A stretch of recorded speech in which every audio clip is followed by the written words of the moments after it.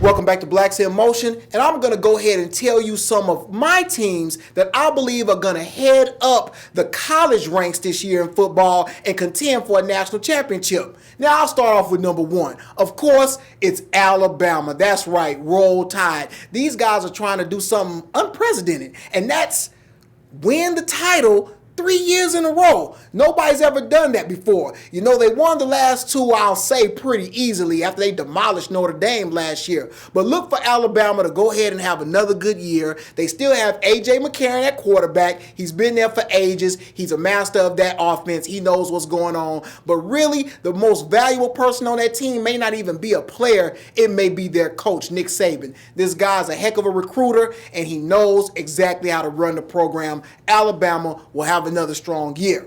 Now, my number two team might surprise you a little bit. They just had a big win over the University of Georgia. That's right. I'm talking about the Clemson Tigers.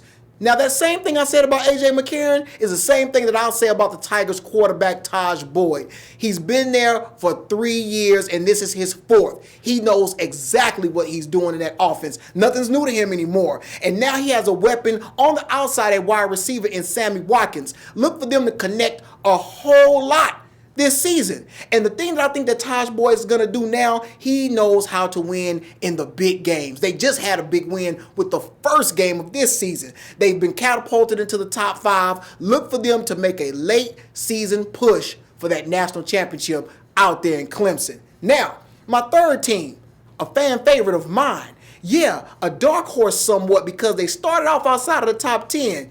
Tomahawk time. Florida State, the Seminoles, and they're being led by their freshman phenom, Jameis Winston. Look, this guy went out in his first game. He completed virtually all his passes. He only had 2 incomplete passes, and he threw for 4 touchdowns and ran for 1.